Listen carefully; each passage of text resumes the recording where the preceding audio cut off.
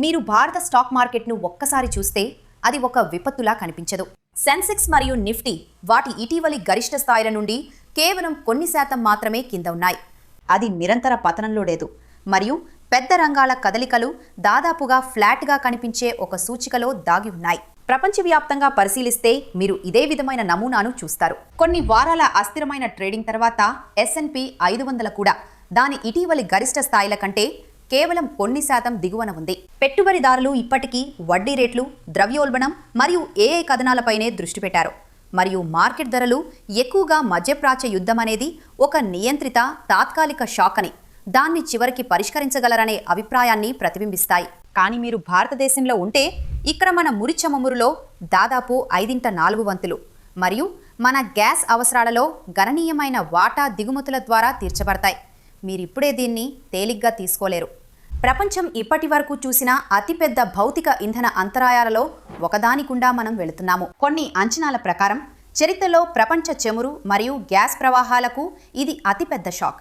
నిజానికి రష్యా ఉక్రెయిన్పై దాడి చేసిన తర్వాత మనం చూసిన దానికంటే కొన్ని కొలమానాల ప్రకారం ఈ 2026 షాక్ పెద్దది. మరియు అత్యంత భయానకమైన విషయం ఏమిటంటే ఇది కొన్ని వారాలు లేదా నెలల పాటు జరిగే లాజిస్టికల్ జాప్యం కాదు. ఇది ప్రపంచాన్ని నడిపించే మౌలిక సదుపాయాల శాశ్వత భౌతిక విధ్వంస. ఈరోజు మనం ప్రపంచ ఇంధన మార్కెట్లో ఇప్పుడే ఏమి విచ్ఛిన్నమైందో, దక్షిణ కొరియా వంటి దేశాలు ఇప్పటికే ఇంధనాన్ని ఎందుకు రేషనింగ్ చేస్తున్నాయో, మొత్తం AI విజృంభణను నడిపే చిప్లను ఇది ఎలా ప్రభావితం చేస్తుందో, మరియు అన్నింటికంటే ముఖ్యంగా వేల మైళ్ళ దూరంలో ఉన్న భారతీయ పెట్టుబడిదారులైన మీకు దీని అర్థం ఏమిటో డీకోడ్ చేద్దాం. ఈసారి ఎందుకు భిన్నంగా ఉందో అర్థం చేసుకోవాలంటే మీరు జాప్యం మరియు విధ్వంసం మధ్య వ్యత్యాసాన్ని అర్థం చేసుకోవాలి. గతంలో గల్ఫ్ యుద్ధాల సమయంలో లేదా ఇటీవలి రష్యా ఉక్రెయిన్ సంఘర్షణ సమయంలో కూడా చమురు మరియు గ్యాస్ అక్కడే ఉన్నాయి. పైపులు చెక్కు చెదరలేదు, రిఫైనరీలు పనిచేశాయి. సమస్య కేవలం ఇంధనాన్ని పాయింట్ A నుండి పాయింట్ Bకి తరలించడమే. ఈ రోజు జరుగుతున్నది అది కాదు. కొన్ని రోజుల క్రితం ఖతార్ ఎనర్జీ ఫోర్స్ మజ్జోర్ అనే దాన్ని ప్రకటించింది. ఫోర్స్ మెజ్జోర్ అనేది ఒక చట్టపరమైన నిబంధన తప్ప మరేమీ కాదు. దాని ప్రాథమిక అర్థం ఏమిటంటే ఒక దైవిక చర్య లేదా యుద్ధం జరిగిందని మరియు మేము మా ఒప్పందాలను రద్దు చేస్తున్నామని. ఖతార్ గ్యాస్ను LNGగా మార్చి నౌకల్లోకి ఎక్కించే అతిపెద్ద గ్యాస్ ఫ్యాక్టరీ అయిన ఖతార్లోని రాస్ లఫాన్ కాంప్లెక్స్పై ఇరానియన్ దాడులు జరిగిన తర్వాత వారిప్పుడు ఫోర్స్ మజ్జోర్ను ప్రకటించి చైనా, ఇటలీ, దక్షిణ కొరియా మరియు బెల్జియంలోని కొనుగోలుదారులతో దీర్ఘకాలిక LNG ఒప్పందాలను రద్దు చేసుకున్నారు. ఆ దాడులు ఖతార్ LNG ఎగుమతి సామర్థ్యంలో దాదాపు 17% నిలిపివేశాయి. ఇది సంవత్సరానికి సుమారుగా 13 మిలియన్ టన్నులు. ఇంధన పరంగా ఒక అవగాహన కోసం చెప్పాలంటే అది దాదాపు రాత్రికి రాత్రే ప్రపంచ మార్కెట్ నుండి ఒక మధ్యతరహా దేశం యొక్క మొత్తం వార్షిక గ్యాస్ సరఫరాను తొలగించటం లాంటిది. అయితే దీని ప్రతిచర్య ఏమిటంటే కొనుగోలుదారులు ఖతారీ కార్గోలను భర్తీ చేయడానికి ఎగబడటంతో కొన్ని రోజుల్లోనే ఆసియా LNG స్పాట్ ధరలు దాదాపు 60% పెరిగాయి.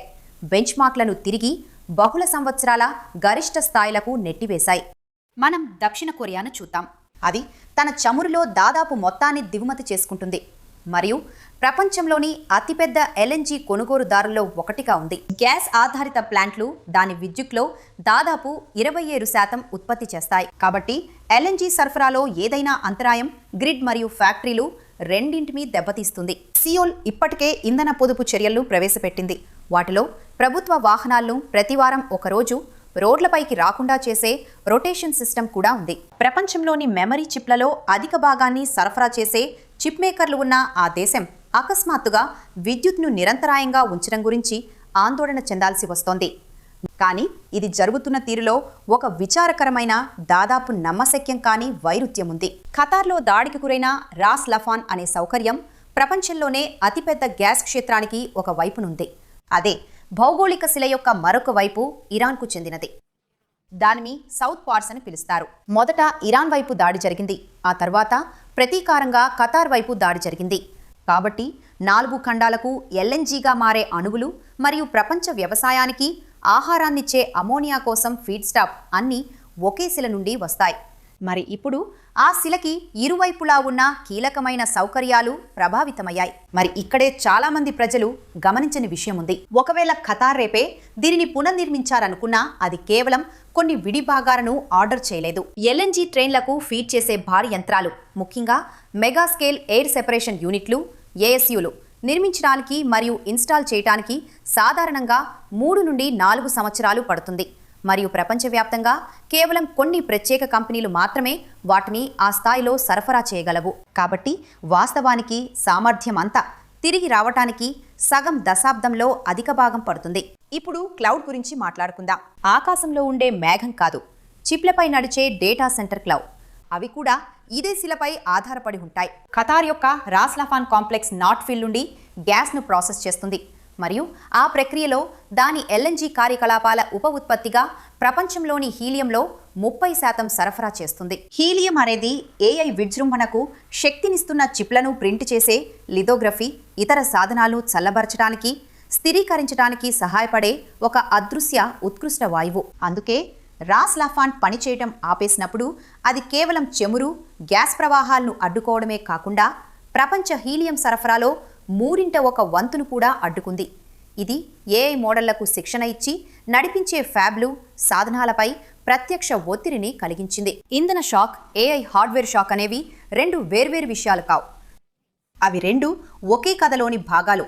2 గల్ఫ్లోని ఒకే కీలకమైన అడ్డంకి వల్ల పరిమితమయ్యాయి. ఇప్పుడు మీరు ఇలా ఆలోచిస్తూ ఉండవచ్చు, సరే, ఖతార్, చైనా, దక్షిణ కొరియాలతో ఒప్పందాలను రద్దు చేసుకుంది. ఆ జాబితాలో భారతదేశం లేదు. కాబట్టి నేనెందుకు పట్టించుకోవాలి?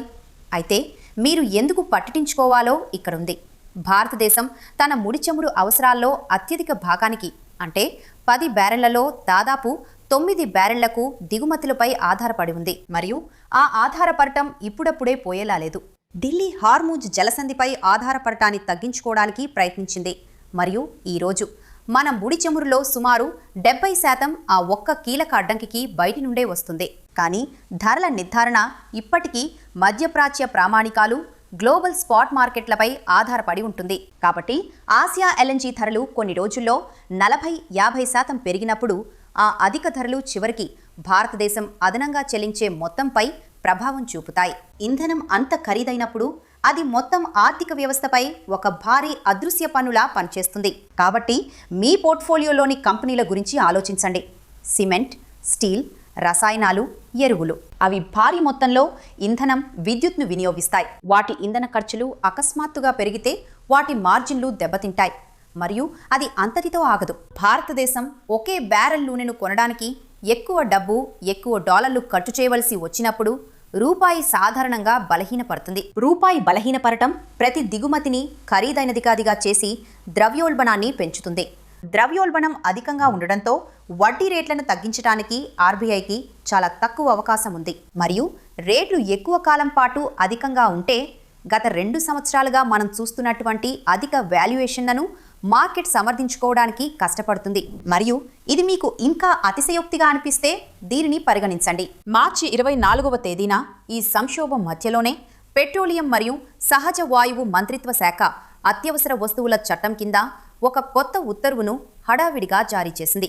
ఇది స్థానిక అనుమతులు, భూమి అడ్డంకులు మరియు అధిక రుసుములను అధిగమించడం ద్వారా గ్యాస్ మరియు ఉత్పత్తి పైప్లైన్లను వేగవంతం చేయటానికి ఒక స్పష్టమైన కాల పరిమితితో కూడిన ఫ్రేమ్వర్క్ను సృష్టిస్తుంది. మరియు తన సొంత నోట్లో ఇది హార్ముజ్ జలసంధిలోని అంతరాయాలు మరియు గల్ఫ్ ద్రవీకరణ ప్లాంట్లకు జరిగిన నష్టంతో నేరుగా ముడిపడి ఉందని ప్రభుత్వం చెబుతోంది. కాబట్టి ప్రధాన ఇంధన మౌలిక సదుపాయాల కోసం నియమాలను తిరిగి వ్రాయటానికి ఒక ప్రభుత్వ వ్యవస్థ ఇంత వేగంగా కదిలినప్పుడు విధాన రూపకర్తలు సరఫరా షాప్ను నిజమైనదిగా చూస్తున్నారని ఇది ఒక స్పష్టమైన సంకేతం. మరియు పెట్టుబడిదారులుగా మీరు కూడా అలాగే భావించాలి.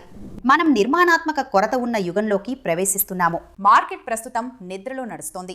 భౌతిక వాస్తవికత శాశ్వత విధ్వంసమైతే ఇది ఒక తాత్కాలిక అంతరాయానికి ధరకడుతోంది. ఒక పెట్టుబడిదారుడుగా మీరు ఇప్పుడే మీ పోర్ట్ఫోలియోను చూసి మిమ్మల్ని మీరు ఒక కఠినమైన ప్రశ్న వేసుకోవాలి. ఇంధనం చౌకగా మరియు సమృద్ధిగా ఉంటుందనే ఊహపై నా సంపదలో ఎంత భాగం ఆధారపడి ఉంది? ఎందుకంటే హార్ముజ్ జలసంధిపై ఒక అగ్నిగోళంతో చౌకైన నమ్మకమైన ఇంధన యుగం ఇప్పుడే ముగిసింది. ఇది ఆందోళన చెందడం గురించి కాదు, కానీ సన్నద్ధం అవ్వడం గురించి. స్మార్ట్ మనీ ఇప్పటికే అధిక శక్తి వినియోగం గల తక్కువ లాభాల మార్జిన్నున్న వ్యాపారాల నుండి స్థిరమైన ఇంధన లోటు నుండి తట్టుకుని నిలబడగల లేదా లాభపడగల రంగాలలోకి వెళుతోంది. నేను యశోధర, మరియు మీరు ఇంతసేపు చూసింది డీకోడర్. మార్కెట్లోని చూడని కోణాన్ని చూడటానికి ఇది మీకు సహాయపడితే లైక్ బటన్ నొక్కండి. దీన్ని మరో పెట్టుబడిదారుడితో పంచుకోండి మరియు సబ్స్క్రైబ్ చేసుకోండి. మళ్ళీ కలిసే వరకు స్మార్ట్గా ఉండండి మరియు సమాచారాన్ని తెలుసుకుంటూ ఉండండి.